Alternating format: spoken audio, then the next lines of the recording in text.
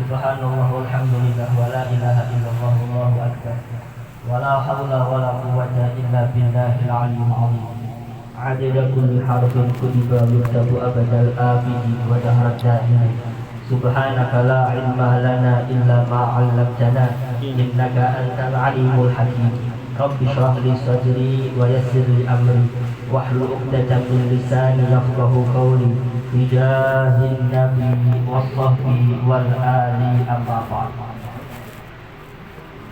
Pertama-tama mari sama-sama kita panjatkan puji syukur kita kehadirat Allah Subhanahu wa taala, yang mana pada malam hari ini kita masih diberikan oleh Allah limpahan taufik hidayah inayah sehingga kita masih bisa melangkahkan kaki kita berhadir di majlis yang mulia ini, tempat yang berbarokah ini. Besar harapan mudah-mudahan apa yang kita lakukan bersama mendatangkan ridho dan rahmatnya Allah. Mudah-mudahan apa yang kita hajatkan bersama, baik itu hajat dunyawiyah atau hajat ukhrawiyah, mudah-mudahan dikabulkan dan dimudahkan oleh Allah Subhanahu wa taala. Amin amin ya rabbal alamin. Salawat serta salam semoga selalu tercurahkan kepada baginda Nabi besar Muhammad sallallahu alaihi wasallam serta keluarganya, sahabatnya, pengikutnya dan yang mengikuti jejak langkah beliau dari dulu sekarang sampai akhir zaman. Yang sama-sama kita muliakan dan kita hormati Fadilatul Habib Muhammad Bagir bin Abdul Qadir bin Adil hafizahullah wa ra'ah. Wa matta'ana Allah bi kulli hayatihi syarifah ma'a kamalis sihah wal afiyah. Amin amin ya rabbal alamin. Dan juga yang saya hormati segenap guru-guru agama, para hadirin, hadirat, bapak-bapak, ibu-ibu, adik-adik yang sama-sama dimuliakan dan dirahmati oleh Allah Subhanahu wa taala. Menyambung kajian di dalam kitab An-Nasaihud Diniyah. Bismillahirrahmanirrahim.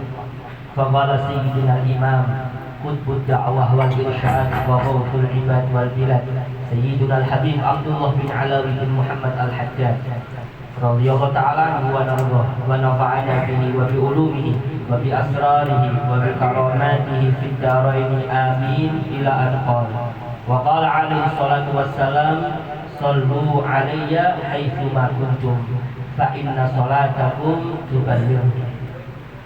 Nabi sallallahu alaihi wasallam pernah bersabda mengenai keistimewaan bersolawat kepada beliau, kepada Nabi kita Muhammad.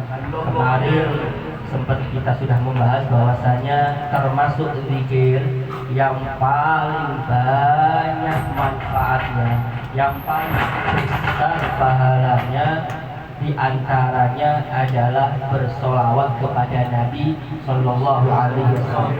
Ini sambungan daripada pembahasan sebelumnya.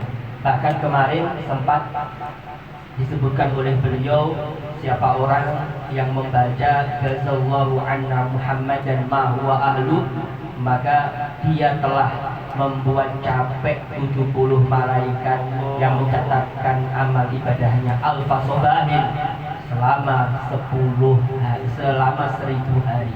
Selama 1000 hari, begitu besarnya Allah berikan balasan kepada orang yang bersolawat kepada Nabi. Kemudian di sini beliau juga bersabda, di antara keistimewaannya Nabi bersabda, bersolawatlah kalian kepadaku haitsu ma kuntum, dimanapun anda berada, tatkala ngapain atau apapun itu, setidaknya usahakan untuk selalu bersolawat kepada Nabi Shallallahu Alaihi Wasallam. Kenapa semacam itu? Karena sholatnya kita semuanya akan disampaikan kepada Nabi, akan dibawa di hadapan Nabi.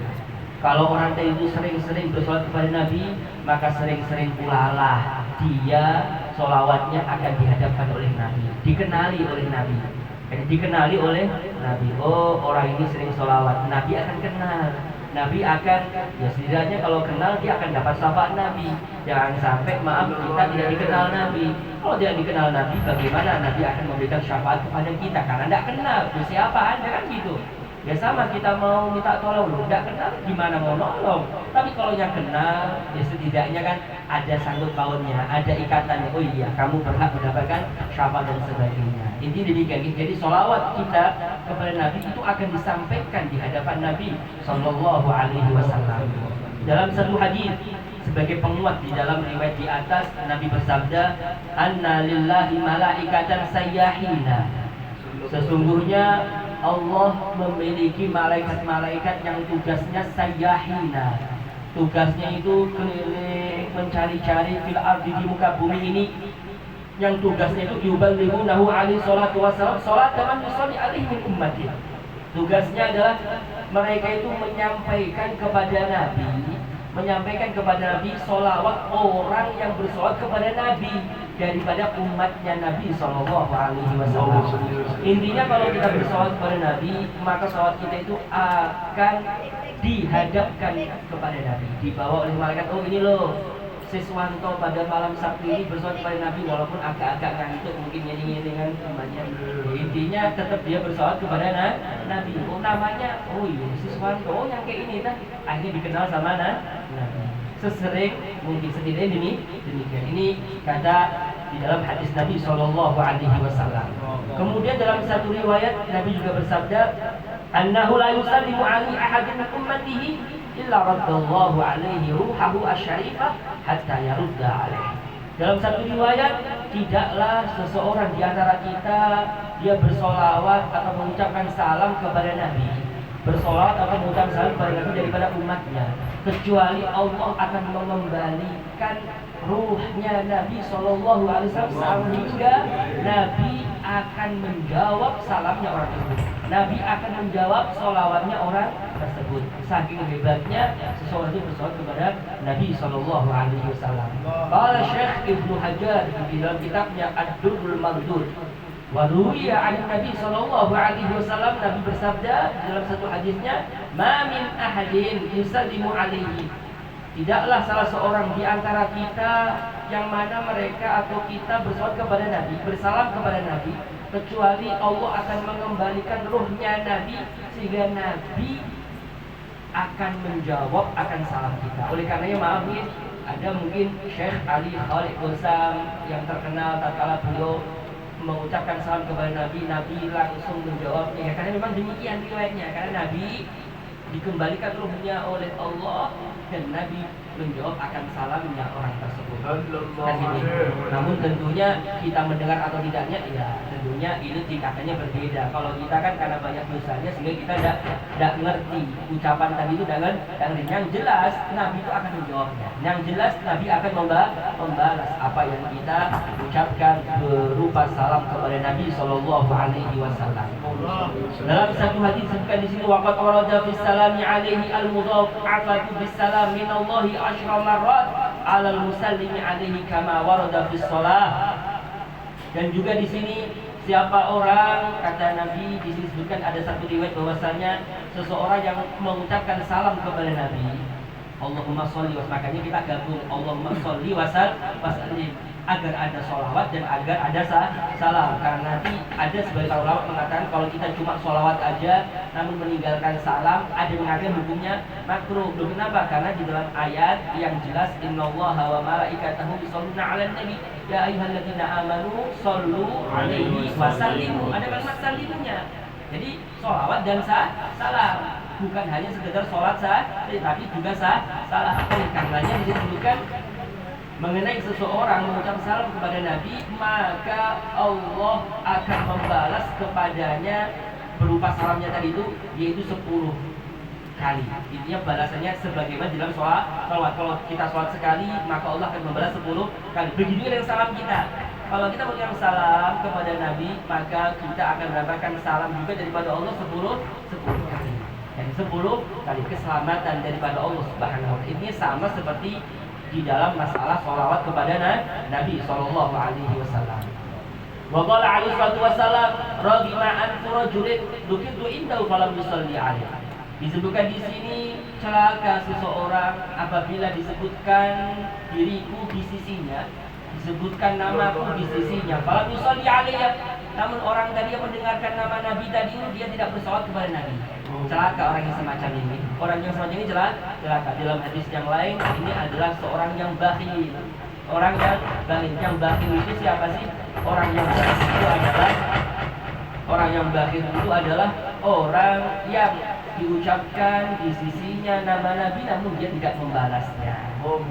Tatkala kita mendengar Allahumma sholli ala Muhammad namun kita tidak mengucapkan sallallahu alaihi wa ala sebagainya.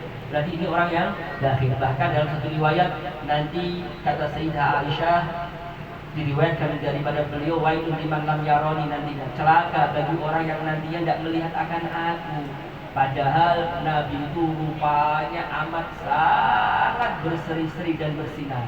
Di dalam satu cerita ini, tatkala Sayyidah Aisyah, beliau jarumnya itu jatuh, kemudian beliau cari-cari jarum.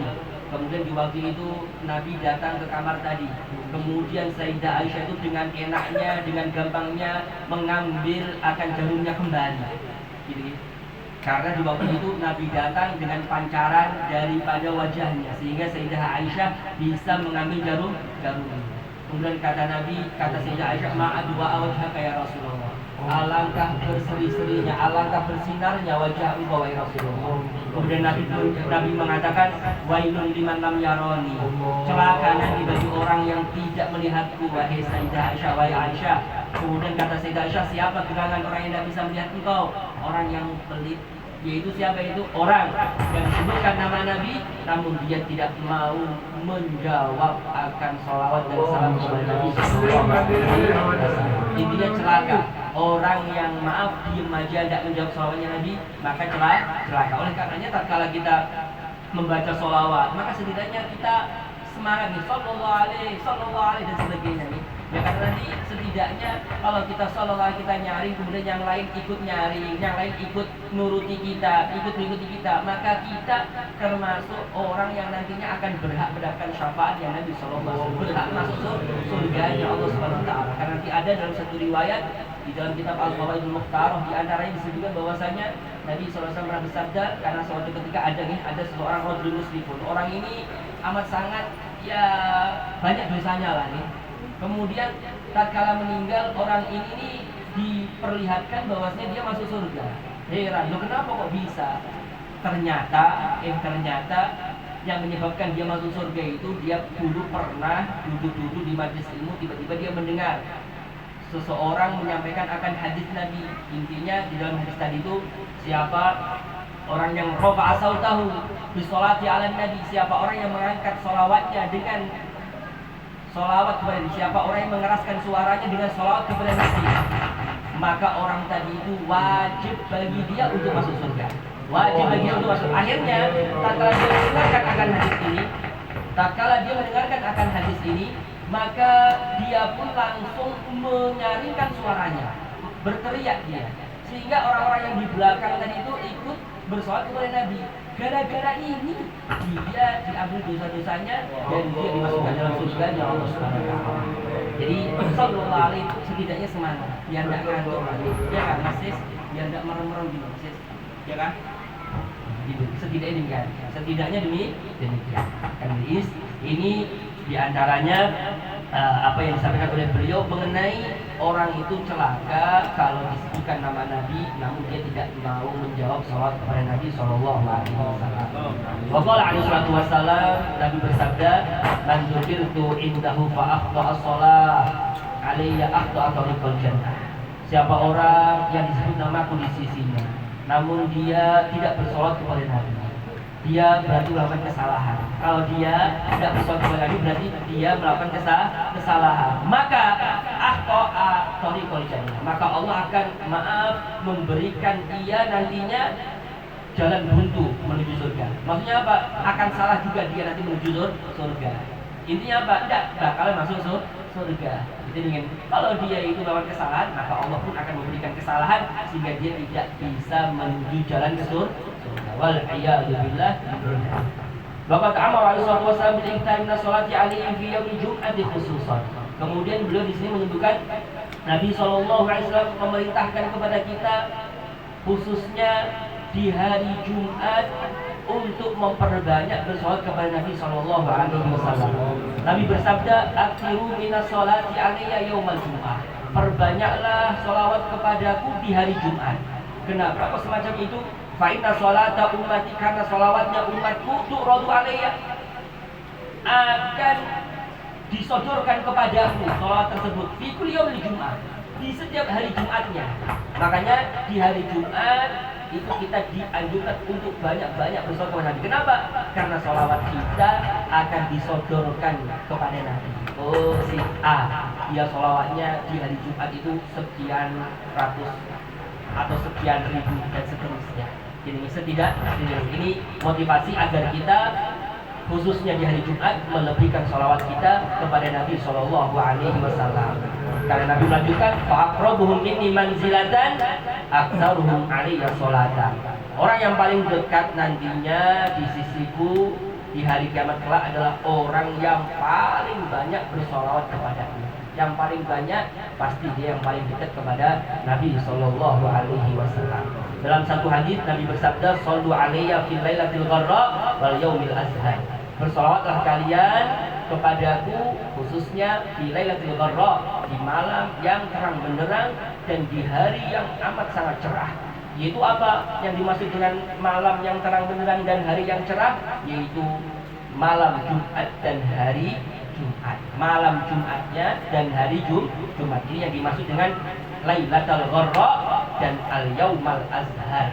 Al-Yaumal Azhar maksudnya adalah malam Jumat dan hari Jumat. Bayang bagi kulli mukmin, kata Al-Habib Abdul Haddad, maka seyogianya bagi seorang mukmin, seyogianya bagi seorang yang beriman, anduk minas sholati ala Rasulillah, untuk memperbanyak sholat kepada Nabi di dawamil awqat, di sepanjang waktu. Wa fi lailatul Jum'ah wa yaumiha, di malam Jumat dan hari Jumat khusus itu terkhusus. Ini bukan malam Jumat aja, tapi malam-malam lain juga. Tapi malam Jumat dan malam Jumat dan hari Jumatnya itu lebih khusus lagi. Itu lebih khusus lagi, lebih banyak lagi maksudnya nih. Karena nantinya maaf Bapak Ibu sekalian, kalau kita beribadah kepada Allah cuma di hari Jumat atau malam Jumat aja, yang lainnya ada ibadah. Bukan ini Sayyidul Ayyam, ini kan penghulunya hari, ini kan penghulunya malam. Berarti aku cukup aja beribadah, yang lain enggak usah aja. Hukumnya makruh malah. Bukan demikian anjurannya. Yang lain tetap ibadah, yang lain tetap bersolawat, tapi khusus di malam Jumat dan hari Jumatnya itu lebih, itu tambah banyak dan seterusnya. Ini maksud kata Al-Habib Abdullah bin Al-Haddad menasihati kita semuanya. Wal yaj'al salam alaihi ma'as shalah, kata beliau, hendaknya seseorang menjadikan salam kepada Nabi itu bersama sholawat kepada Nabi. Makanya sholli wasallim, sholli wasallim, atau nanti sallallahu alaihi wasallam. Karena nanti kalau sholat nanti ujungnya wasallama. Kalau nya sholli wasallim, sholli wasallim. Makanya kalau kita baca doa kunut semuanya sallallahu ala sayyidina Muhammadin nabil ummi wa ala alihi wa sahbihi wa baraka wasallam. Karena sebelumnya sallallahu pakai sholat berarti baraka wasallama. Tapi kalau Anda Allahumma sholli ala sayyidina Muhammadin nabil ummi wa ala alihi wa sahbihi wa barik wasallim, wa barik wasallim. Karena kalau sholli sambungannya barik atau salim. Barik itu berkahi. Karena itu katanya adalah kata perintah. Sholli wasallim. Jadi ini perlu diperhatikan. Jangan sampai Nabi sallallahu alaihi wasallam Muhammad kemudian ujungnya wasallim. Ini ada kontradiksi sebetulnya. Walaupun kata para ulama ya tidak apa-apa sebetulnya, tapi salah maknanya sebetulnya. Kalau sholat berarti salah. Kalau sholli Anda harus tutup dengan salim. Kalau tambahin barokah, kalau sholat wa barokah. Kalau sholli wa barik wa salim. Ini demikian ini sebenarnya sebagai tambahan dalam hal ini. Nah, karena kata beliau hendaknya seseorang menjadikan salam kepada Nabi itu bersama dengan sholawat kepada Nabi. Karena Allah telah memerintahkan dengan keduanya sekaligus, sebagaimana dalam ayat Al-Quran sudah disebutkan tadi. Dan insya Allah mungkin kita akan lanjut nanti Bapak Ibu sekalian di dalam sedikit keistimewaan di dalam sholawat kepada Nabi, kemudian ditutup dengan kelanjutannya yaitu memperbanyak berdoa. Karena nanti ini lanjutannya di dalam kata Al-Habib Haddad, kata beliau termasuk zikir yang paling banyak faidahnya dan paling besar pahalanya dan utamanya itu ada 3 kata beliau. Yang pertama adalah beristighfar, kemarin sudah kita bahas istighfar. Yang kedua adalah sholawat kepada Nabi Mukhtar. Yang ketiga adalah berdoa. Jadi nanti kita sedikit nanti akan kita bahas sholawatnya karena masih sedikit di pembahasannya, dan nanti akan masalah doa dan nanti kita akan bahas di dalam pembahasan yang lain. Mungkin ini biar tahu rentetannya di atas sebagaimana sudah kita kaji dalam kitab An-Nasaihul Diniyah. Mudah-mudahan dengan sedikit yang apa kita dengar di dalam kitab An-Nasaihul Diniyah ini menambahkan keberkahan dalam kita semuanya. Mudah-mudahan kita semuanya diberikan oleh Allah limpahan taufik agar kita mudah dalam beramal soleh, dan mudah-mudahan kita nanti diberikan oleh Allah keistimewaan meninggal dalam keadaan menuntut ilmu agama, meninggal dalam keadaan husnul khatimah, khairin wa lutfil afiyah, amin amin ya rabbal alamin. Artinya saya beri maaf. Assalamualaikum warahmatullahi wabarakatuh.